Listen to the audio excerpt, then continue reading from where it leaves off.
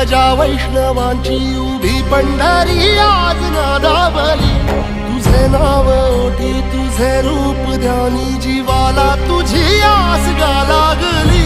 जरी बाप साऱ्या जगाचा परी तू आम्हाले कराची विठू माऊली।